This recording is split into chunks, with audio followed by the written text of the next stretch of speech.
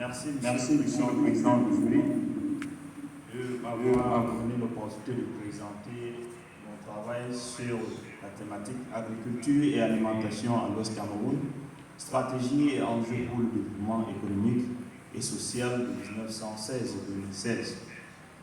Le plan de notre présentation est, comme vous le constatez, articulé autour de 8 points.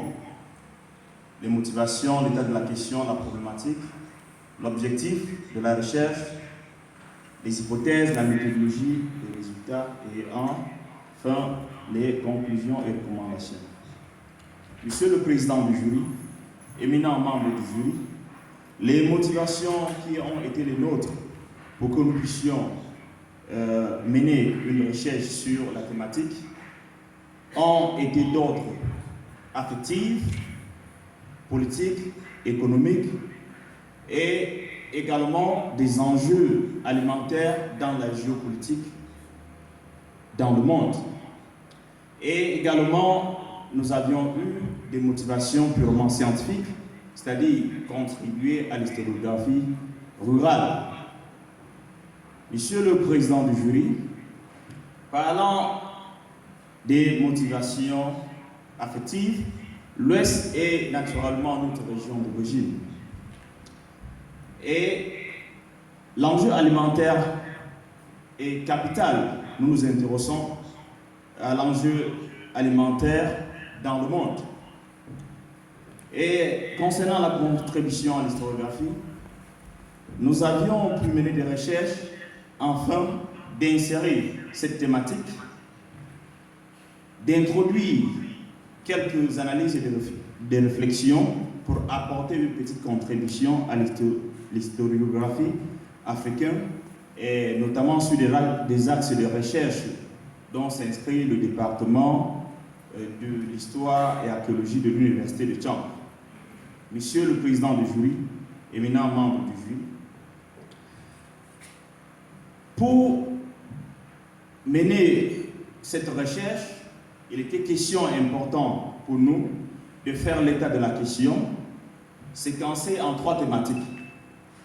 La première, à propos de la politique agricole et alimentaire mise en œuvre à l'Ouest Cameroun sous l'administration française de 1916 et 1960, il était question pour nous de consulter des travaux, précisément des auteurs qui ont mené des recherches sur l'introduction et la vulgarisation des cultures de rente à l'Ouest Cameroun, du développement des concessions capitalistes et de la recomposition des habitudes alimentaires.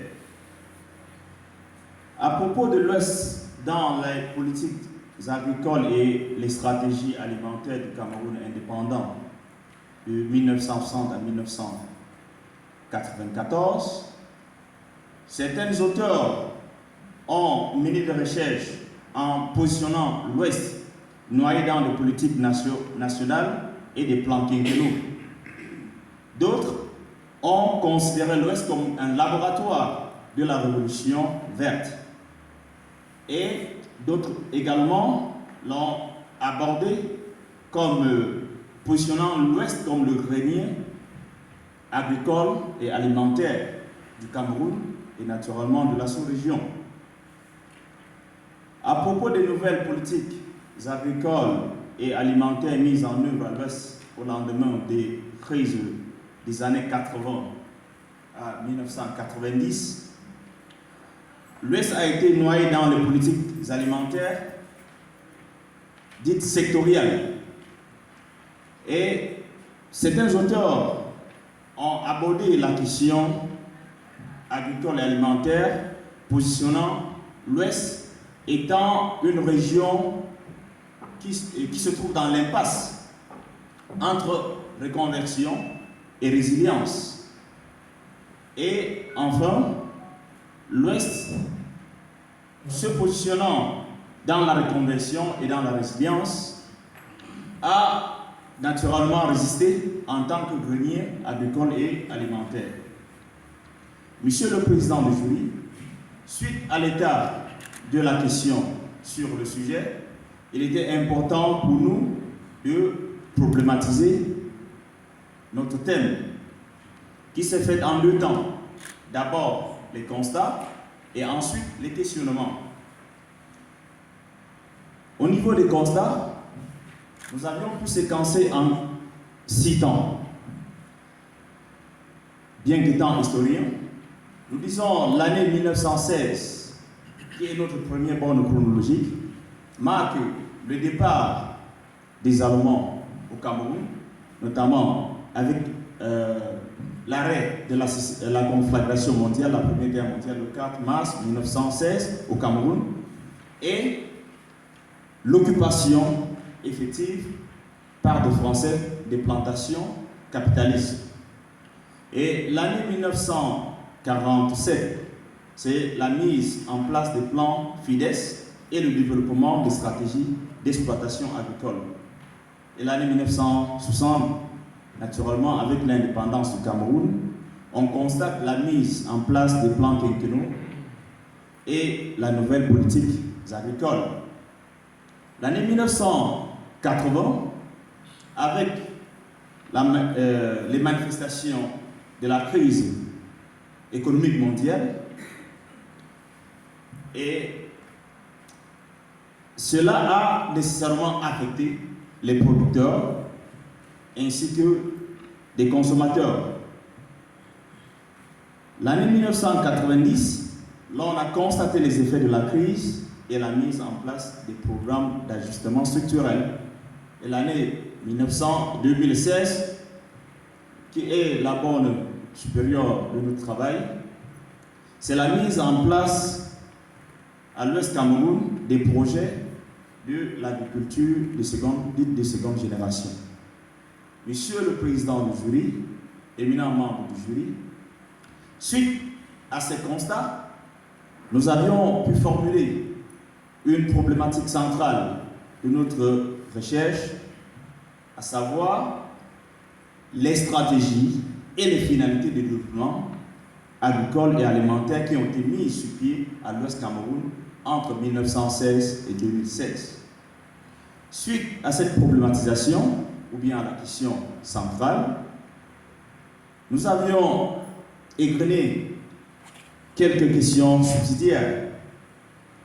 Quelles sont les politiques agricoles et alimentaires pratiquées à l'Ouest Cameroun par l'administration coloniale et son influence sur le développement économique entre 1916 et 1960?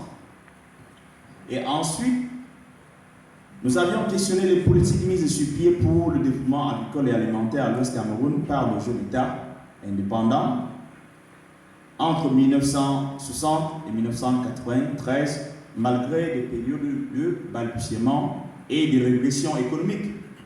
Et enfin, nous avions également questionné des principales orientations du choix de développement économique favorable à l'agriculture face aux enjeux et aux défis de la mondialisation entre les années 1993 et 2016. Suite à la présentation des questions subsidiaires, Monsieur le Président du jury, éminent membre du jury, nous avions procédé à donner l'objectif du travail, qui était de montrer et d'analyser les politiques ou les stratégies de développement agricole et alimentaire qui ont progressivement été mis sur pied depuis 1916 jusqu'en 2016 à l'Ouest Cameroun et de questionner ces enjeux.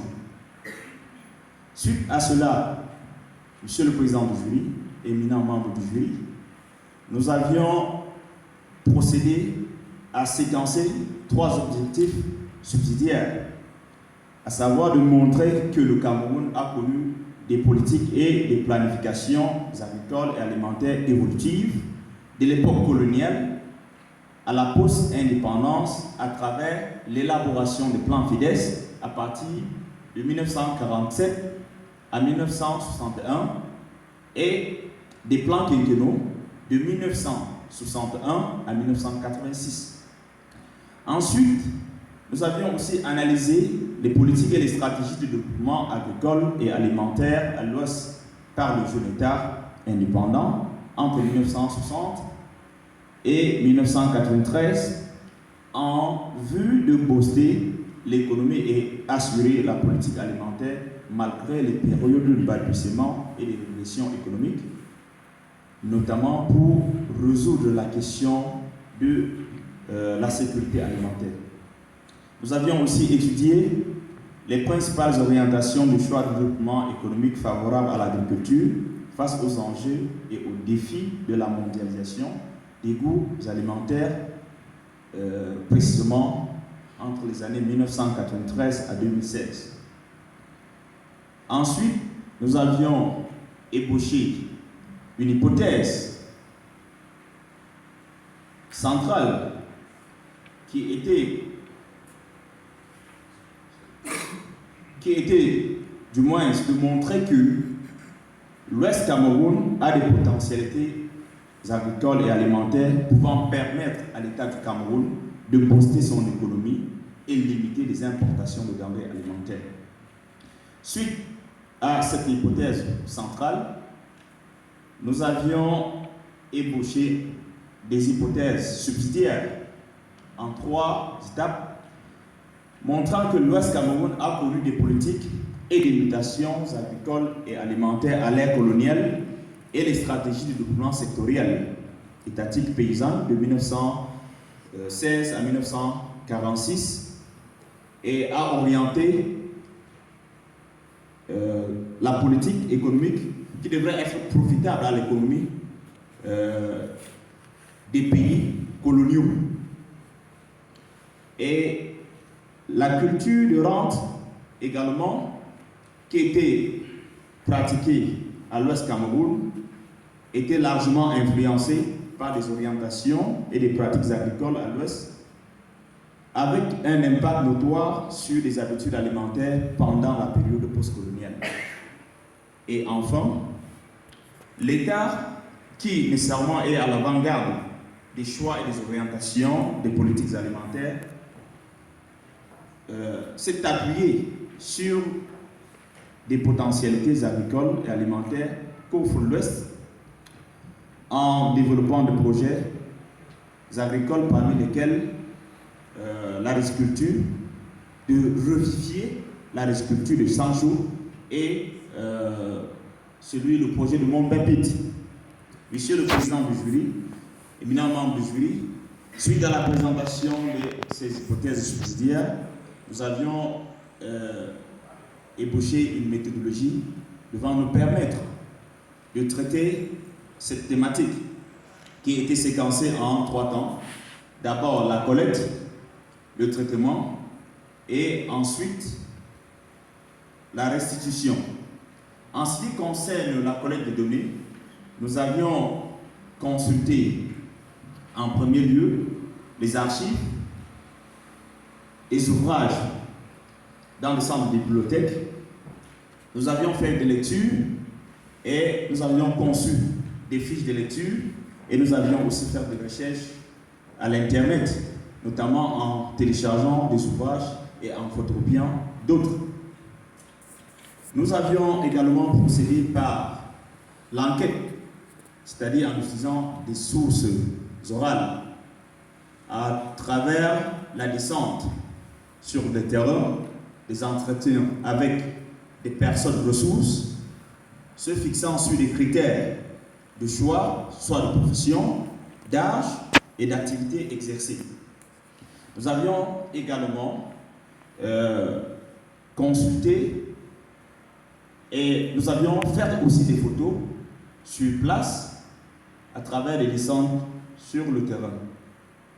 Concernant le traitement des données, Monsieur le Président du jury, éminent membre du jury, ces données qui ont été consultées, nous les avons sélectionnées, nous les avons classées et nous les avons confrontées.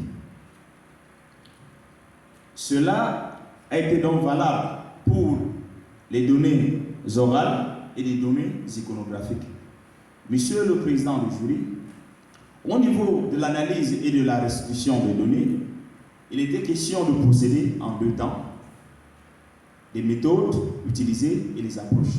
Concernant les méthodes, on parle ici d'une méthode descriptive et ensuite des approches pluridisciplinaires ont été utilisées pour traiter cette thématique.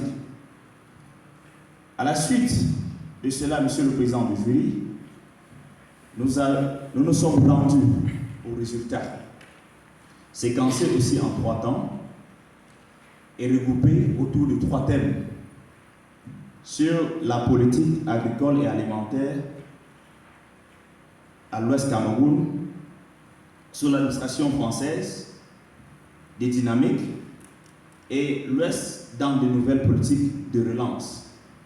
En ce qui concerne notamment la politique agricole et alimentaire à l'Ouest Cameroun sur l'administration française, nous avions pu constater que la politique des grandes concessions a été celle utilisée notamment par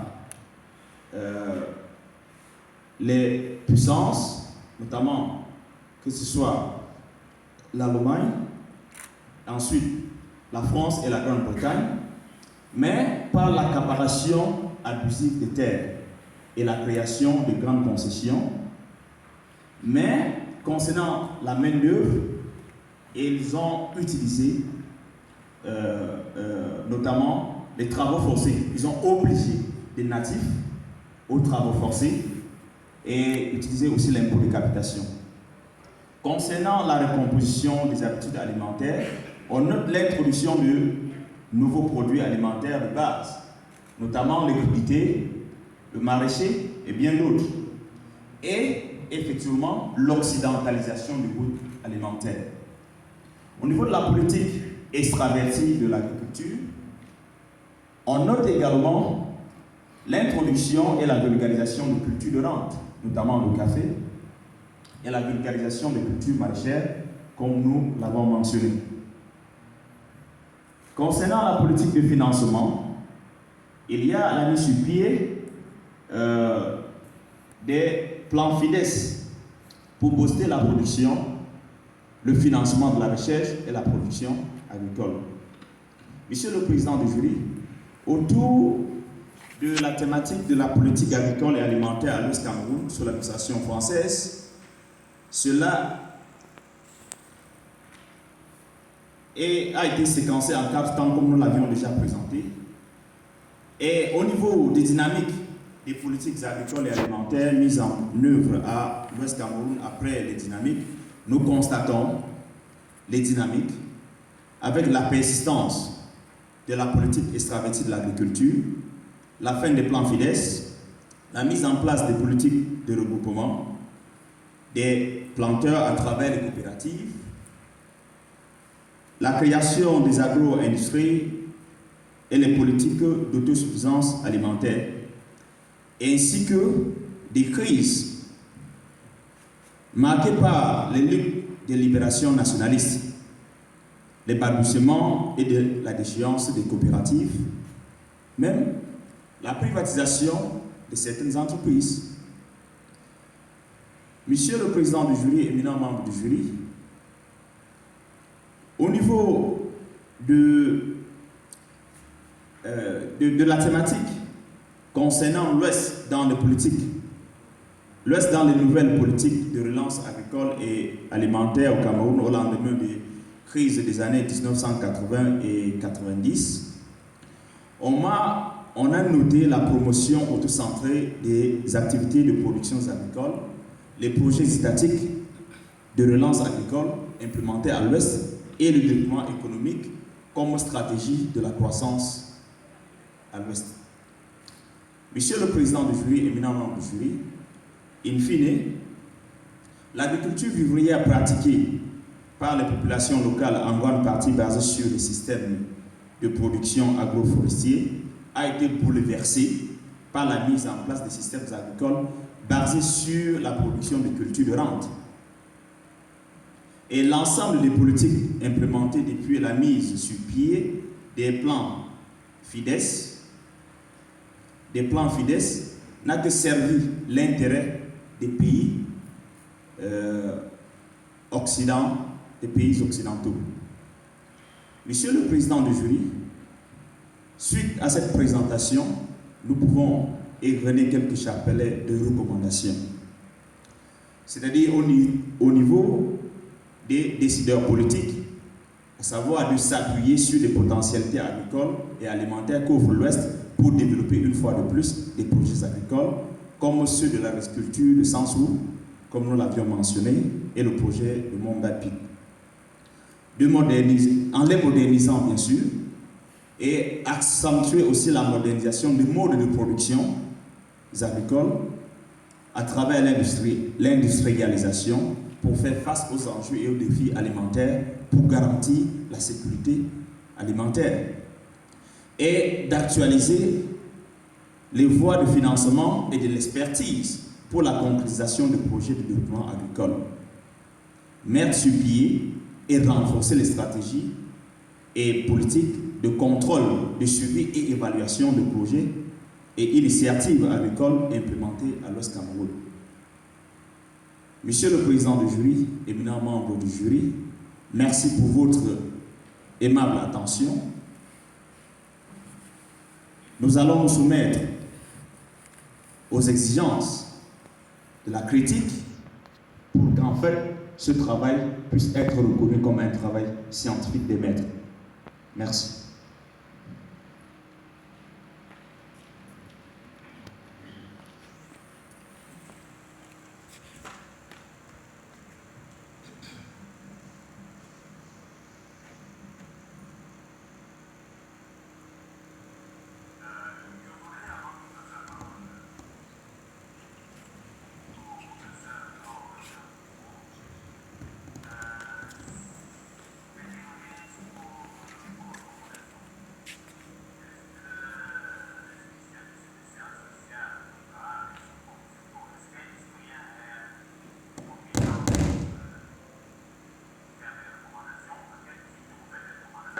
Est-ce que ça relève des déontologies d'historiens?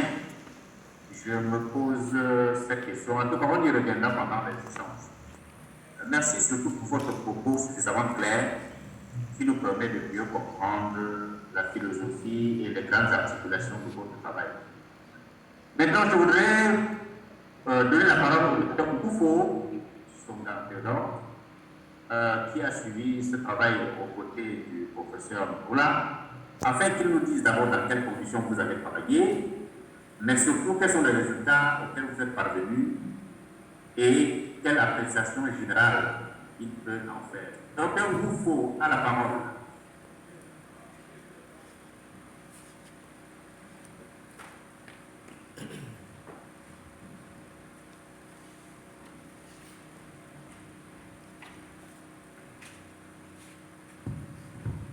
Voilà, merci Monsieur le Président du jury de me passer la parole.